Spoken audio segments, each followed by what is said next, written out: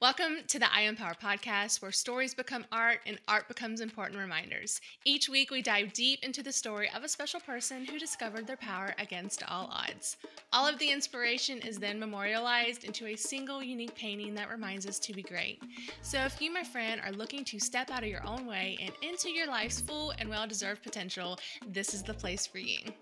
I embody everything I'm working hard to, just striving towards, but also like giving myself some kindness on the days where I don't feel that powerful or I don't feel that confident, because there's an ebb and flow to everything. Amy, thank you so much for being on the show today. I'm really excited to get to talk to you and hear more of your story and your journey through a very deep, I don't even really know how to explain it. I don't have the words for it, but it's a very deep story. So we'll get to that in a second. But I do want to highlight that I found you on Instagram through one of your empowering posts that you made about your mother. And I noticed that you are a award-winning blogger and a published author. So tell me a little bit about yourself. I also saw that you were an actress as well. You're joining us from SoCal, so I'm really excited about that. But introduce yourself. Tell us a little bit about who Miss Amy is. Well, thank you. My name is Amy B. Chesler, and as you said, I actually usually start by saying I'm a mommy. Yes. Number one, I'm a mom. That comes before anything. Yeah. So I'm a mom. I am a writer, blogger. I try to say storyteller. That seems to be the most encompassing sort of term for what I do. But I write on the interwebs all over. I contribute to a lot of websites as well as my own blog. I did win the Blogger 17 Voice of the Year in 2017. That was the award that I won. And then since then, I have actually been nominated for Best Writing every year by the Mom 2.0 Summit, which is like ever. I love it. Yeah. I also was an MC of a Green Mommy blogging conference for a bit, and I'm just kind of all over the place because I have, like you said, a story to share, and I try to put it out in different ways, in any way people will listen to me. Yeah, I think it's incredible. Thank you. And I did just celebrate. Holy crap. I'm like, are all these, because there's so many, but in the year of 2020, the year that everybody's world kind of flipped upside down, I also sold a book. And so in 2021, my true crime memoir, Working for Justice, came out as well. So I am an author with a couple of books out. I have contributed to, I think, 7 Chicken Soup for the Soul stories or books. I'm just a scary mommy. I just started writing for them, and I write for Netflix. What? Oh my gosh. You are Thank you for having me. Oh my gosh. I'm so honored to be talking to you, because you're doing amazing things. I am a big fan of writers. I actually wanted to write when I was a kid. Like, when you think about what you want to be when you grow up, I always did well in English class. So I always want to be a writer, but then I actually embraced my artistic side of me. So that's what I'm doing. But I would love to write a book.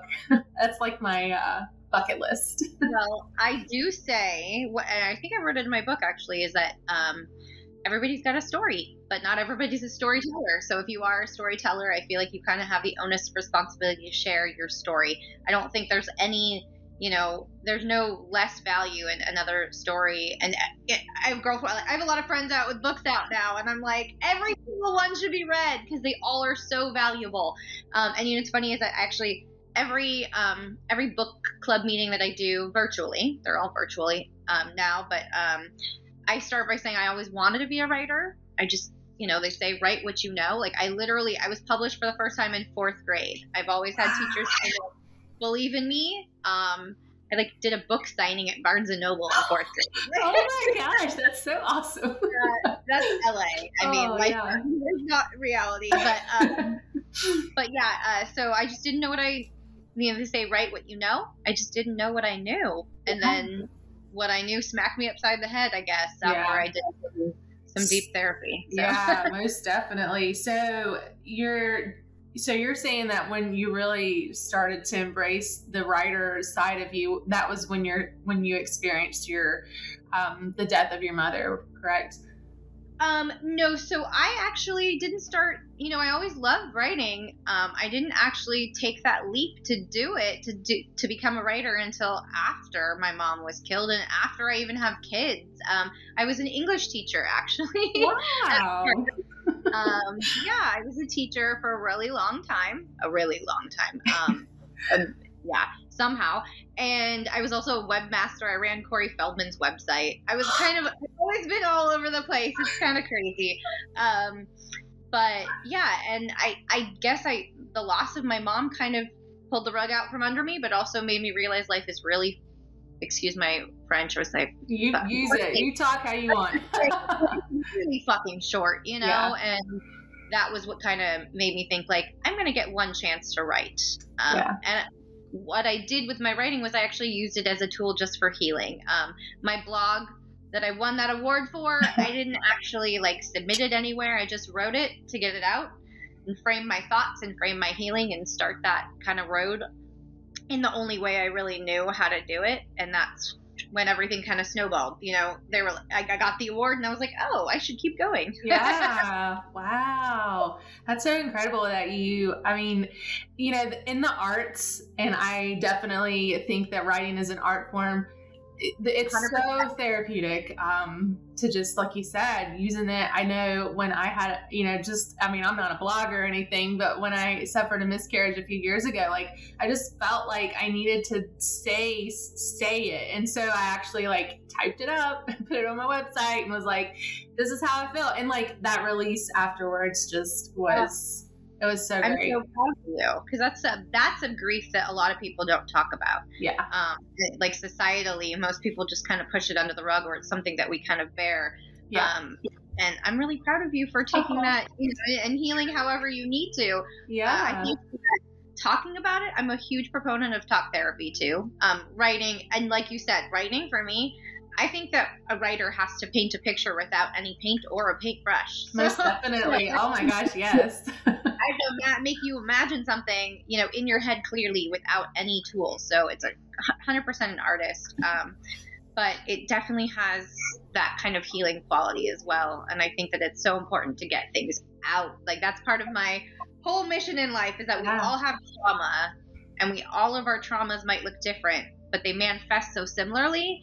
And that is we just have to get it out. Yeah. It's when it kind of bottles up and chokes us. That's when it really does not do good for anyone. Most definitely. Yeah. Cause I was feeling as a visual artist, everyone's expecting you to create this painting that's says something, but when I would go to do what I knew, it just didn't, I couldn't really do it. And so I was like, I just have to write it down. So yeah, I'm a big advocate for writing. Even if you don't do anything with it, just write it down. So yeah. Yep. If you don't even need anyone else to read it, if it's just for you, whatever it takes. Kindness. Awesome. Yes. It takes, you use kindness. That's my motto. Anyway. That is beautiful advice, guys. So most definitely. So I wanted to, I spent all morning trying to prepare myself for your story, and it's a very deep one. So I just want to throw this out there really quick before we get into it. If there's any sensitive listeners, take that into account before you continue. But I definitely am interested in hearing Amy's story and how she found her power through that. So if you can just share with me what your experience was. Yes. Well, and also, that was a good thing to say. I generally forget to give trigger warnings. But trigger warning. I don't actually know the correct way about going about a trigger warning, if I'm supposed to warn. But yeah, I'm about to speak about domestic violence and brutality and murder. So if you are sensitive to that, please know that it's coming. So very, very, very long story short, probably not too short. Sorry ahead of time. Again, also sorry for the laughter. Laughter is the best medicine.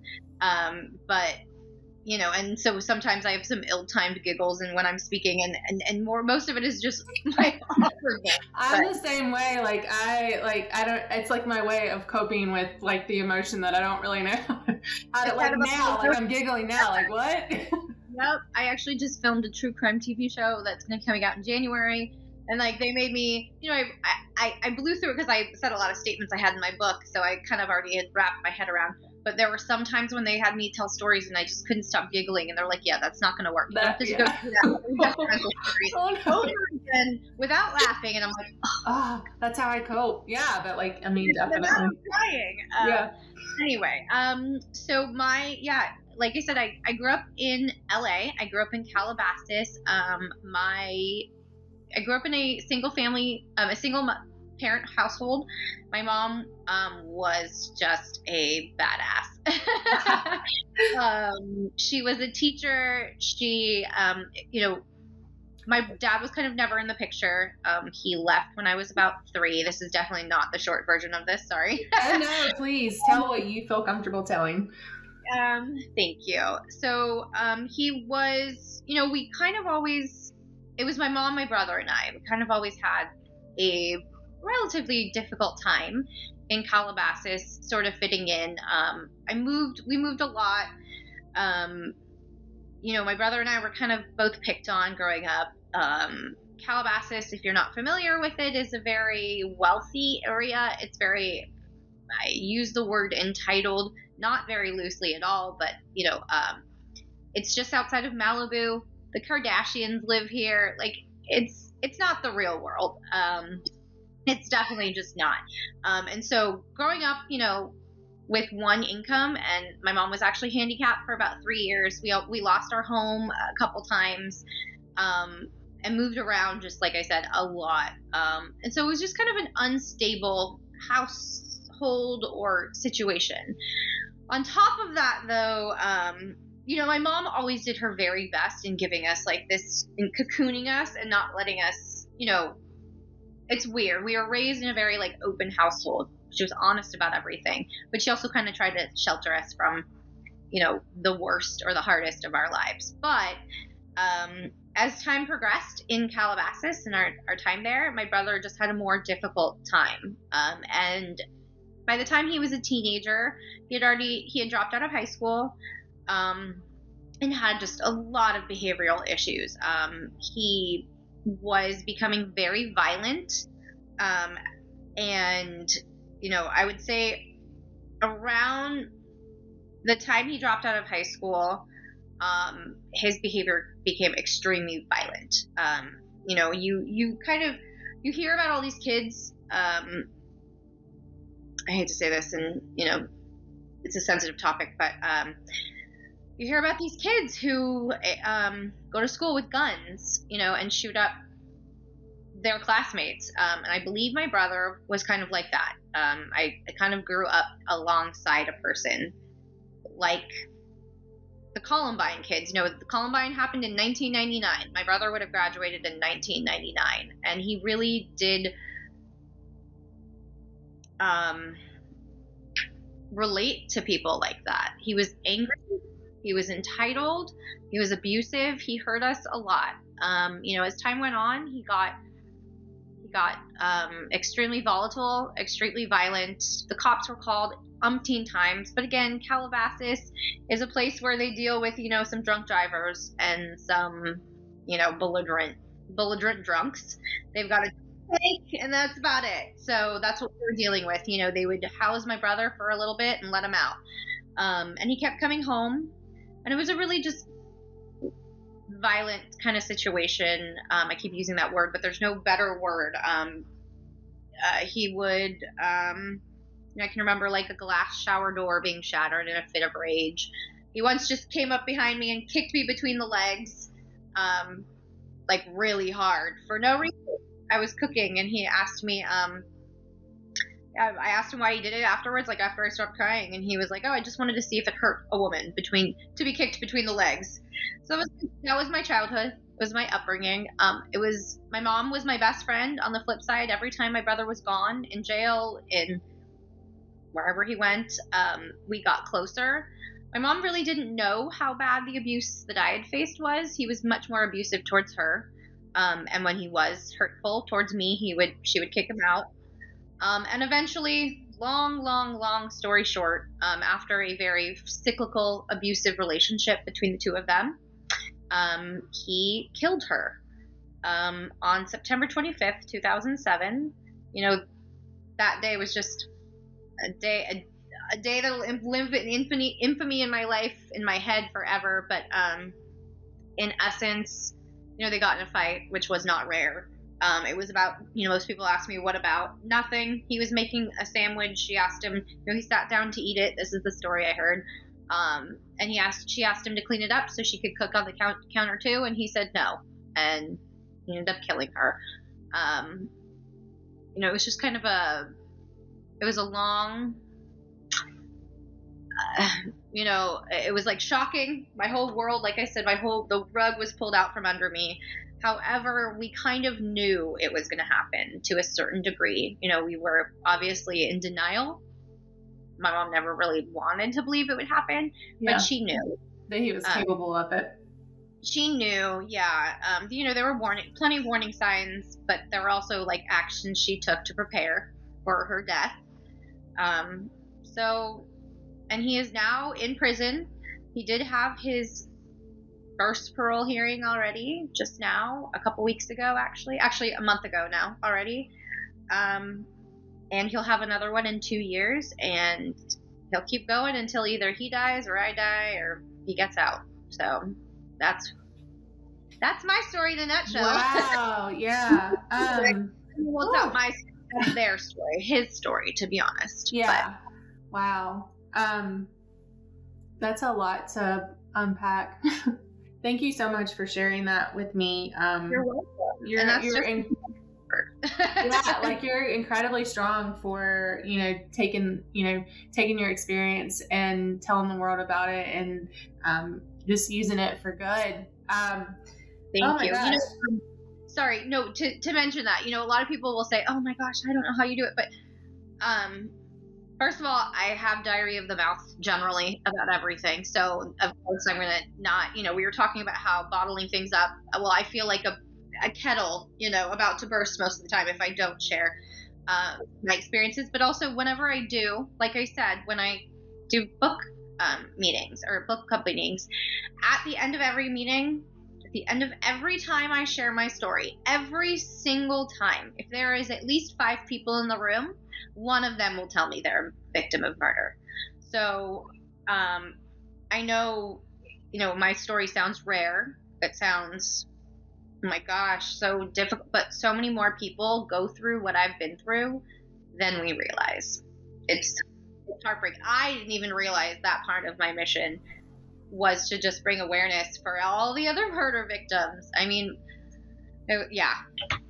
Yeah, it's definitely more common than we think. I think just because, you know, a lot of times people just don't talk about it, and then I don't really feel like there's that much awareness with domestic violence, because when you think domestic violence, automatically, you know, before I started this project with the podcast, was, you know, intimate partners. So, you know, mother and father, or boyfriend and girlfriend. But absolutely, it's such a large.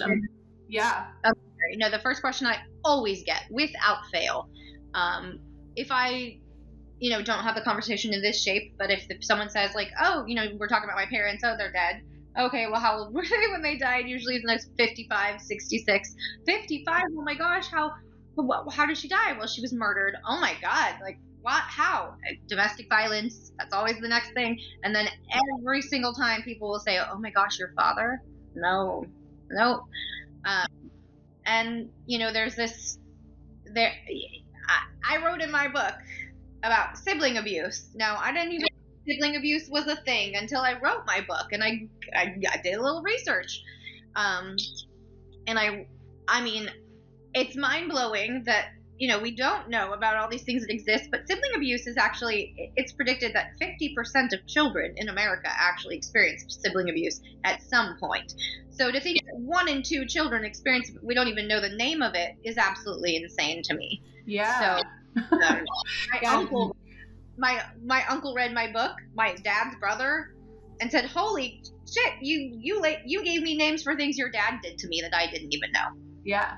Yeah, so. Definitely. That's just something that I think we think too, growing up with violent siblings, that it's just normal. It's natural. It's brother and brother fighting, or brother and sister. Yeah.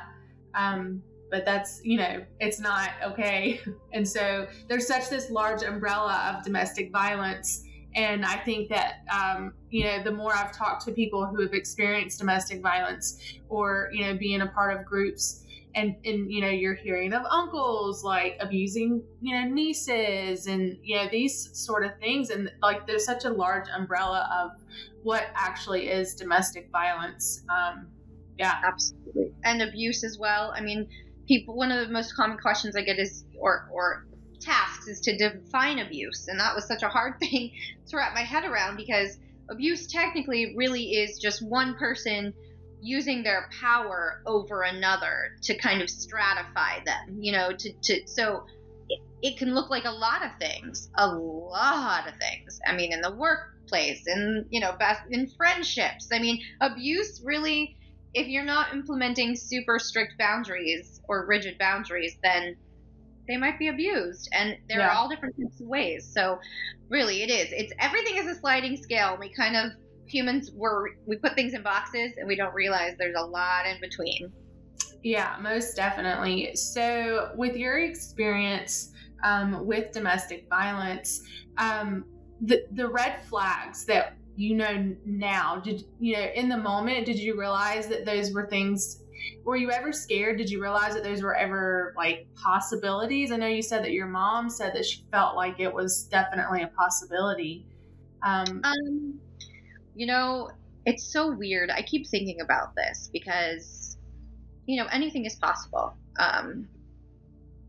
You think you can't be cheated on. Anyone can, anyone can cheat. Anyone can do that. Anyone can do this. Anyone, if they're pushed, that night, my brother told me he left the house. So I went in to find her. And he had warned me that he had killed her. And I knew what I was walking into to a certain degree. I obviously didn't think it was true to another degree. But, and I remember being on the phone with the 911 operator, and they were like, "Don't go inside. The killer might be inside still." And I was like, "Well, what? Like, the killer?" Like, I couldn't even wrap my head around the concept of him doing what he had threatened to do 1,000,000 times. Or, he had said to me growing up, like, he was abusive to me, but again, much less than to my mom. So he would say things to me like, "Oh, let me kill her. I'll just run to Mexico. You can have everything. I promise." Like, just, and I would be like, "What? Yeah, no." Like, they would get in a fight, and he would say things like that. And so there were all kinds of warning signs, 100,000 warning signs. I wrote in my book, and I mentioned in my family history, true crime is all the rage right now. And my family history was a part of a very popular podcast. It's actually it's just the #1 podcast last month of all podcasts. Something Was Wrong. And so my family is season 7 of that podcast, like my family history, and just, recording it. Well, and I go through all of the warning signs. I was, and without becoming too triggering, but, or maybe to be extremely triggering, my brother molested me when I was a child. Like, I never told my mom, but that is obviously a warning sign. There are things where I go back really far and I go, whoa, there were so many things that I enabled that I didn't know because I was an 11-year-old, So, yeah, it's hard because we all don't want to believe that the people we love and know could do these awful things, but yeah, it's such a difficult, like you said, place to be, because I'm sure, no one really knows their family or that loved one until like that person that is them. I don't even know what I'm trying to say, like, when I say that, but like, us looking in on your story could very easily say, well, that you should have done this or you should have done that. Like in the moment, like your brother's saying that he's going to do these things, and you're like, yeah, okay, like he's just running at the mouth or whatever. But like, do you feel like if he would have like received, help, or been actually with the law enforcement, you said the law enforcement would keep him and then they would let him out, like, do you feel like there was a hole there? It's an interesting question. I get that a lot. I get people asking, like, because I do believe that we are failed by a million systems. The school system, he was picked on, so they were like, well, boys will be boys, take karate. That was like the 80s, 90s response. So that was part of it. And, they weren't working on the kids doing the picking on. They were, but then again, I was picked on by similar kids. Yeah, and you're like, I didn't kill anybody. Exactly. So, and then there's, the police that are, yes, they could have done more. My thoughts on all of that is we're kind of the example. Like, I write my book. I wrote my book to be an example. Like, if otherwise my mom's death is completely in vain. Like, I need something to be learned from this. Otherwise, it's completely pointless. I mean, obviously it's pointless anyways. Here we are, but I have to make the best out of it, obviously, out of everything in life. But I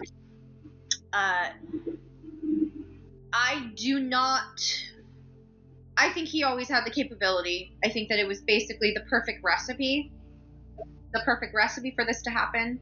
I think had things been different, it would have happened anyway. Maybe not at that time, maybe in a decade, maybe in 2 decades, but there were no, or maybe not, maybe in 2 decades we'd be up here, and then there'd be more, more interventions in place. But no, because then that kind of takes the responsibility away from my brother. Right. That's what I was going to ask you, because, you being somebody that has, again, we can look in and be like, oh, well, maybe he had a mental illness. And then, I've spoken to people who are victims of abuse. And when, like, coming from you, somebody who, is a survivor, because you are here with us today. So you are a survivor of domestic violence. Like, how does that make you feel? And how do you, like, well, I don't know. Like, he does. He's been diagnosed with several mental illnesses, and I only air quote it not because I don't believe in mental illness. I hate that word, illness. There's such a stigma, and like when someone is given this label for their lives, he was actually one of the earliest diagnosed bipolar disorder children in America. Like at that point, there were no children being diagnosed with bipolar disorder. They were about 20, 21, 22-year-olds, at that time, much older. So he was one of the youngest. Do I think his diagnoses are correct? No, I do not, because I know plenty of people now with a bipolar disorder label that live completely effective lives and do not murder people. Like, I don't even mean to say it that way, but it really is, so I believe in our culture, we make excuses for mental illness sometimes. I don't mean that. I mean, like, it is a real, there are real issues, especially with support and means of support in this country, but and all over, obviously, we're still figuring out the human mind. I just don't think it makes an excuse. We want to, as soon as someone shoots up a school, we want to know what were they mentally ill, were they abused, things like that. And things like that can, I guess, affect, but, schizophrenia untreated might cause some serious, dangerous behavior. Sociopaths are a different story, though. I believe he is a sociopath. And there's no healing a sociopath, in essence. I think that it's all just such a hard, what if there were more means of help? What if, he had different diagnoses? It's so easy to play the what if games, But yeah, it's definitely like layers, because I'm trying to myself like educate on these, and it's such, like you said, it's such a hard thing, because then when you talk about not that we're I'm a huge advocate in like mental health and things like that, but like sometimes I think I've even asked my husband this question before, like, do you just think that some people are just angry enough to just kill people for no reason, like not have an actual underlying, and why is it always got to be, like you said, an underlying thing? Like some people are just murderers. I just wrote an article for Scary Mommy about this. Basically, one of the questions is, my brother and I have always been polar opposites, always growing up, like 100% of the time from birth. And it's so interesting to think, like, how could this have happened? I've always been like a teacher. I've always been a babysitter. I've always been somebody who worked with kids. I've always been like, I want to be a role model. That's my goal in life, right? No matter what capacity I do it. My mom raised me to do that. My mom raised my brother to do that too, though. And it didn't stick. It didn't, he was, some people, I don't know if there was any point. It's hard for me to say, like, if there was a point where he wasn't like that. I wrote an article for Scary Mommy. What I was going to get at was, one of the most popular questions I get is, like, why do you think he is the way he is? How could that have happened? And here you are, and here he is, and you guys are just two, absolutely polar opposite people. And I think that it's part nature, part nurture. He was a different person chemically inside. And he was a different person externally. At my mom's funeral, which had over 1,000 people, it was just such a beautiful event. My brother's preschool teacher came up to me. I didn't know her. She just told me, I was your brother's preschool teacher. And she said to me, he had always been different. She saw at 3 years old, at 4 years old, he was different. He didn't attach to people. He was really painfully shy, wouldn't speak to people. And like, so it was just and it may have been even earlier than that. And that was when my dad left. So it could have been that. Who knows? However, none of these things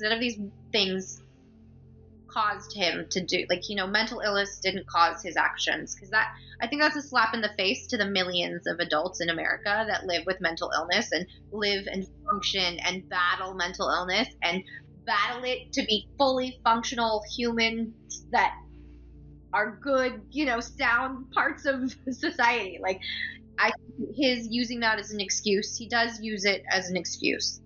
He weaponizes it for sure. At his parole hearing, it was very clear he was, using that as a tool.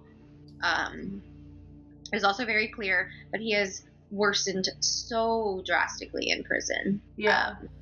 I was reading up before our interview. I didn't get through all of it because it's very deep and intense. So I am going to link your information for anybody that's listening that wants to have access to your memoir and your blogs about everything that goes on, because this is an active thing that you're dealing with, Yes. like you said, for the rest of your life. Well, it's something that people don't realize too. It's crazy. Like I said, there have been points in my life where I'm just like, here's my story. My mom was murdered. I did it at a playground once. I don't know how or why I did it, but there was a woman there and I just opened my mouth and we started talking and it fell out. And you know what she said to me? My dad killed my mom and he never went to prison because he was a police officer. What? Yep. And I said, I'm part of a group called Children of Murdered Parents. You should be in it. It's on Facebook. So if anyone is listening and it sounds like something that they need to be in, and this story relates to them, they should go onto Facebook and find it. But as part of that group, it's been mind-blowing and really actually fucking helpful, because I'll be in there and I'll see these posts like, I'm about to cry, but like, I will see posts about like, oh, today was, my dad's murderer's parole hearing and blah, blah. It's only 3 years after his parole, like, murder. I am not alone in the travesties that are happening in our system. Like, it took my brother, without giving too much away. Basically, my book goes from the night of my mom's murder through the years it took to convict my brother, even though he had, there were like 20 years of police visits to my house to arrest him for physicality. It took years to convict him. Wait, so did he not admit to it, or he did? It just took that long? He admitted to it. He was just pleading not guilty by reason of diminished capacity. Okay. So he tried a bunch of different ways to get out of it. Basically, he fucked with the system. He just played the system. He's a rather shrewd, he's an intelligent guy in certain ways, and he just figured out ways to fuck with the system. So he did for years. Then he took a plea deal. So he finally, without giving away, there's plenty more in the story. Yeah, there's a lot, guys. Believe me, I'm not giving away anything. Once that happened, that was 9.5 years ago. So he was convicted 9.5 years ago, and I'm already at a parole hearing for a man who got to life in his sentence. So part of my mission is to educate people about, we see these cases, these public cases. We're like, oh, he was convicted. Hallelujah. Justice. Yeah. Motherfuckers, excuse my language. I'm sorry. I have a dirty mouth. I love it. No, I am right there with you, man. As a writer, they're like, why don't you use flowery words? Well, these are flowery too. Yeah, they get the point across. Exactly. He had 9.5 years, and then we were back up. We were up for parole, and he found a loophole. So my book came out April 10th or April 6th. I got a letter saying he was up for parole April 16th. It took 10 days after my book to find out he was going to have a parole hearing. He had the parole hearing in August, and he found out that there was a loophole in COVID. And so now, instead of 15 years, I would have been given 15 years. He threatened my life at the hearing. He actually, on camera, it was on Zoom. On camera, he threatened my life, my children's life, and the parole board was like, "Do you know what you just did?" Yeah, they were like, "We just recorded that." He was like, "Well, I just told you He actually started the whole hearing by saying, "I don't expect to get out." However, his tune changed by the end of the conversation, and he found out. So they basically said, because you just threatened your sister's life and you exploded on her over nothing, we would have given you 15 more years. So at every parole hearing, people don't realize this, he is either going to get 1, 3, 5, 7, 10, or 15 years extra. They told him he would have gone 15 years, but he found a loophole. COVID allows him to reschedule his parole hearing. So in 2 years, I have to do it again. So it's just the most broken, there are positives to our system. I'm not ashamed to be an American, obviously. I'm a proud American. My mom came from Israel and was the proudest American person ever. She never got anything. She only bought Ford cars. She only, but there are, no matter what, in any situation, there are always things to fix. And our criminal justice system has so many things to fix in it. Yeah. So I'm just wait a minute. So he got 2 life sentences, right? No. He got, in essence, he ended up getting second-degree murder. And that so the difference between first-degree murder and second-degree murder, one of the things I'm learning about, I'm here to teach you. Oh, Lord. First-degree murder means that somebody has premeditated it. So they've put effort and planned it out. And means they would prove that, right? It's and that would be proved in court, and that would be 25 to life. So this is all in California, by the way. Yeah. Some states don't even have parole. Some states give you a sentence, and then when you're done with it, you're out, and that's it. And there's no parole. So I'm actually looking. I'm like, oh, how's property in those states? Yeah. Let me move to there. I am realistically, because I'm like, well, if he gets out, or if I still have to keep doing this anyway. Yeah. Oh my gosh. Because that's a whole nother thing to. It's a whole thing people don't realize. Oh, hallelujah, the murderer's in prison. Everyone's like, oh, it's my friends and family didn't even know it took so long to convict him. Years to convict my brother, and they're like, what? Why? Everybody that grew up with him knew him, and it was like, as much as we didn't see that coming, we saw something coming with him. He was kind of infamous in our neighborhood for being a troublemaker. So it's just it's absolutely heartbreaking that this is making me protect myself so fiercely still. Yeah. Well, because like each time that your parole hearing comes up, I mean, you have to essentially like relive this again. I actually got to give my first statement. I didn't even get to give a statement when he was convicted. He just took a plea deal, so that means there was just nothing. He just said, "I'm guilty," and done. He could have done it years before, but he didn't.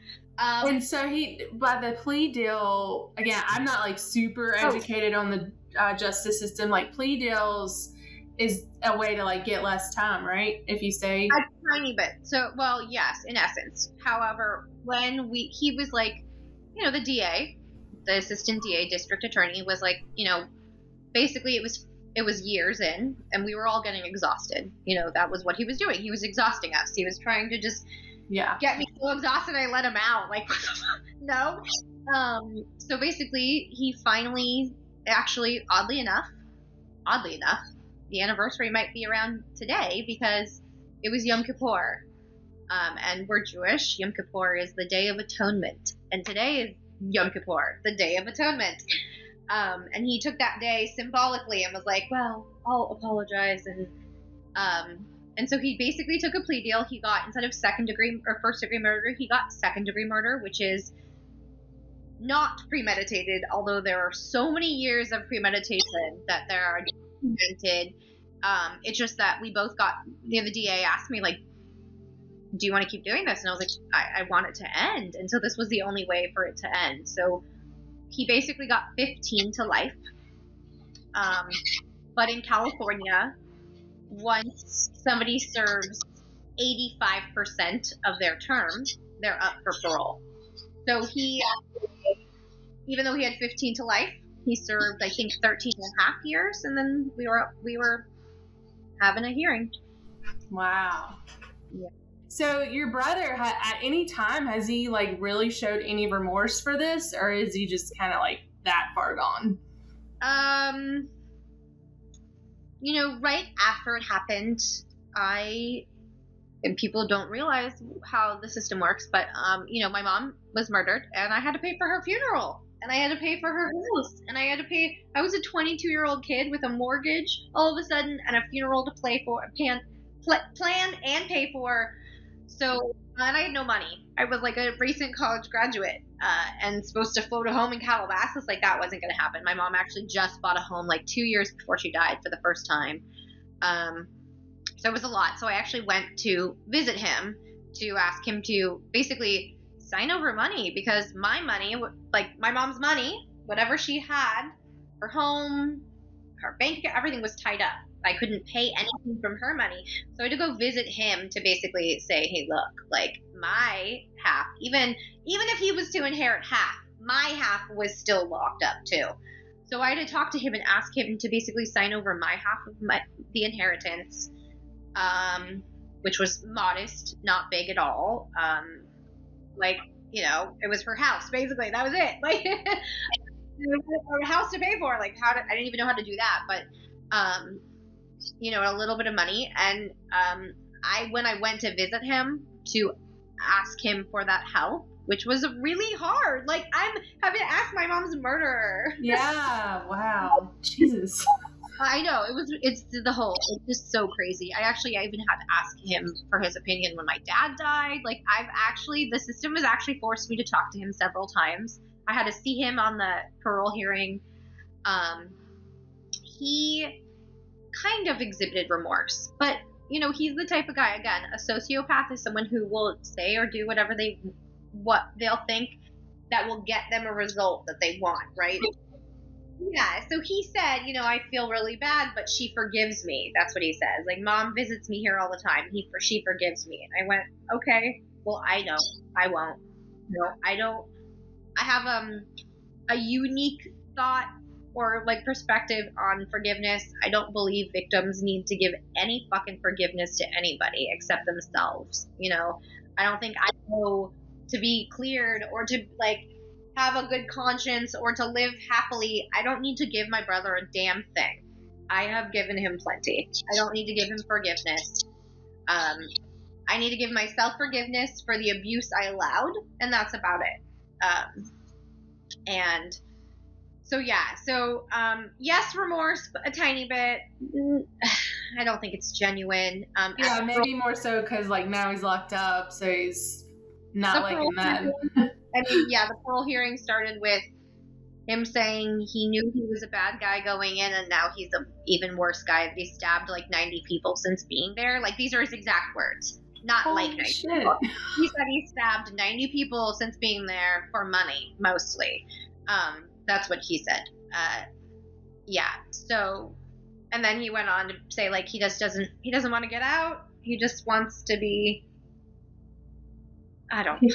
Yeah, that's so crazy. Oh my Yeah, he walked out. I actually did do at this parole hearing, I did give a statement for the first time. I was never allowed to give a statement before because he just took a plea deal. So that was that. So at this hearing, I gave a statement, but he left the room before I did. He was like, "Do I have to listen?" They were like, "No, sir, you don't." And so he just walked out and left. Yeah, that's the person that our system is literally like letting have a chance to get out every couple of years. Yeah. Yeah, because, I don't know. It's such... you hear of people, like, changing and getting better, and, you kind of want to have, like, sympathy for them to, like, not live their entire life in prison, but then it's like, you got people... But I don't think they go in with his diagnoses. A lot of those people don't go in with his offenses, Yeah.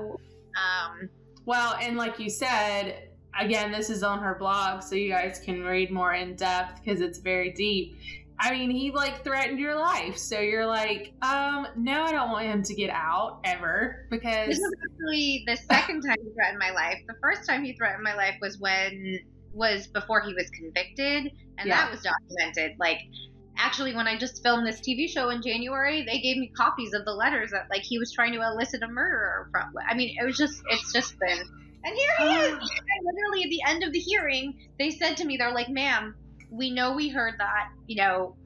Unfortunately," there were actually a couple things they addressed with me. They were like, "By the way, that stabbing 90 people thing, that could totally be true." That's what they said. They were like, "It could totally be true. Bad things happen in prison, especially when people are already convicted. They're in there." I'm like, whatever. Yeah, and nobody's going to say he did it because they don't want to. So basically, people can get away with it. And and they said the realistic thing is that he could have done that and not gotten any extra time. Okay.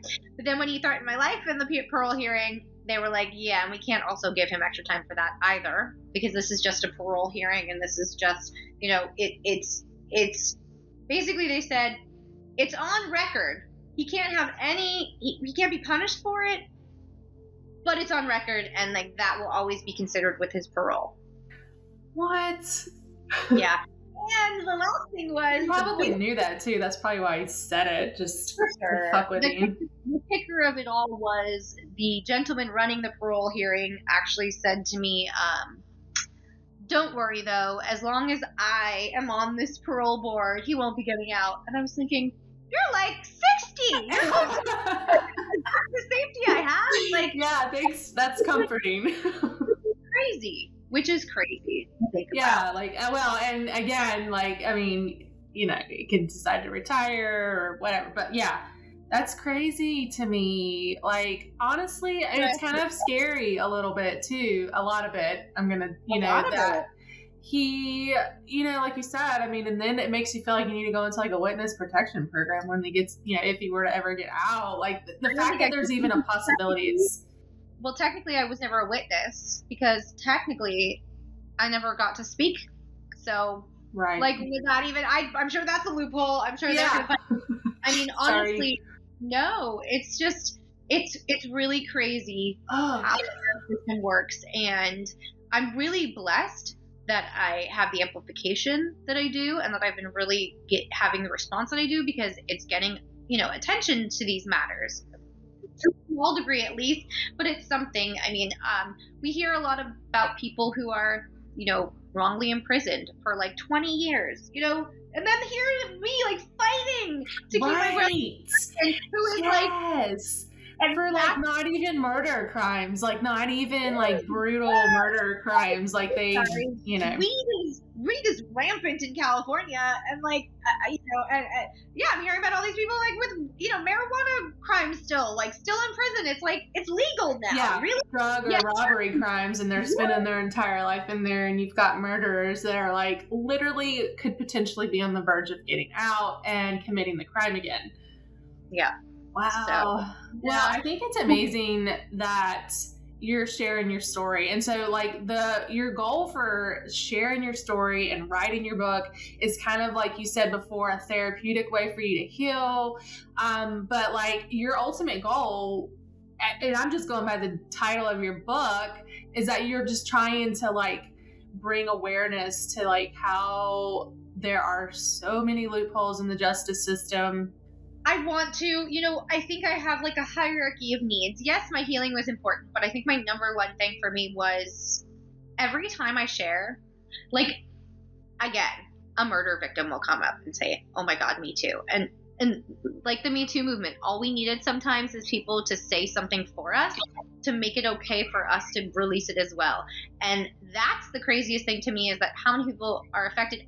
My old boss, I've known him for 20 years. I've known him for 20 years. My old boss, I love him. One of the best men I've ever met. When my book came out, I gave him a bunch. I gave him a bunch to give to like the other teachers for the program that I used to work for. And he took it and he went, thank you so much. And I'm honestly moved watching you. Like my dad was murdered and I was like, wait, when? And he was like, oh, like 25 years ago. I was like, hold on. So before I knew you, this whole time, and your parent was murdered, and I didn't know that. And then my parent has been murdered for 14 years, and I still didn't know that. Like, it baffles my mind that so many people hold on to this as if it's like their own to keep as a secret. And some people do need to keep it to make them feel safe, and that's okay too. That's 100% okay. But for me, my book is dedicated.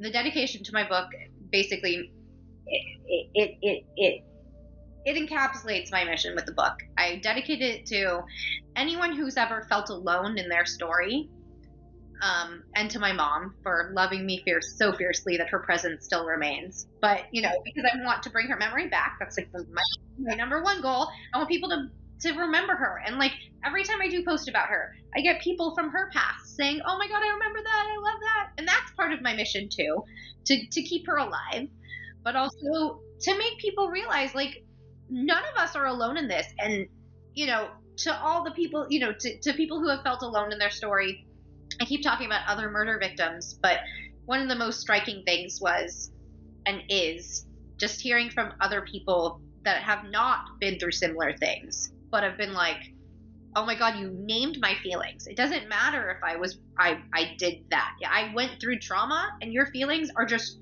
feelings of trauma. Like, I try to kind of encapsulate what it feels like to just be traumatized and how to get out of trauma rather than just murder and a parent's loss, So that's my goal, is just to let people know they're not alone and to bring back mom. Yeah, that's so beautiful. Oh my gosh. Like, you're doing amazing things. Like, I would just give you like a virtual hug.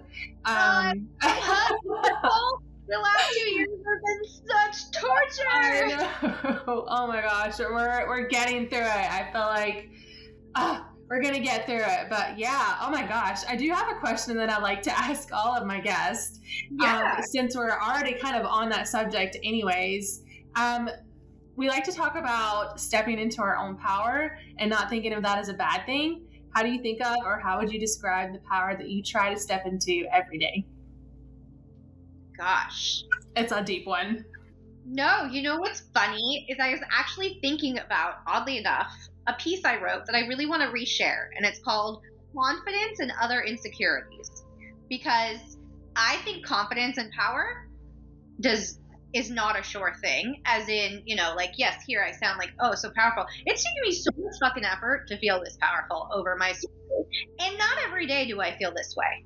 So the way I step into it is with confidence in myself, to know that I embody everything I'm working hard to, just striving towards, but also like giving myself some kindness on the days where I don't feel that powerful, or I don't feel that confident in my mission or my message or my motives or my actions. Because there's an ebb and flow to everything, I think, naturally. And we often will like get in these funks or these cyclical drops of power because we second guess ourselves, or we beat ourselves up when we're feeling worse. And then we stay there in that dip.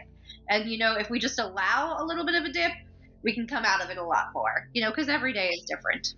Yeah, most definitely. Oh, that is fantastic advice. Oh my gosh. I feel like I could talk to you like forever, but I don't want to like take up all of your time.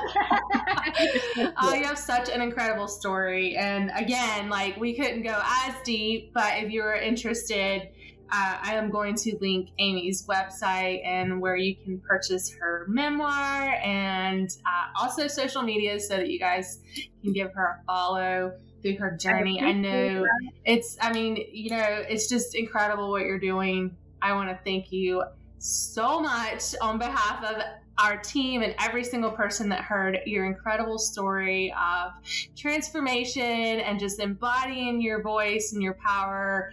It's a beautiful thing. After the podcast, I will head to my easel and create a piece of art that represents what I personally felt and saw from your amazing story. And of course, if anybody's interested in seeing that process or purchasing one of the limited edition prints that goes along with it, you can do so on my Instagram and my website. I will also have that link for you as well. But thank you, Amy. Thank you so much. Thank you. That's such a cool idea. By the way, this moment you reached out to me, I was like, yeah, of course. Yeah. I love that. Like, it's my little like gift to you for, for sharing your incredible story, and then, just me being able to do what I love to do, which is art and talking to people. So yeah.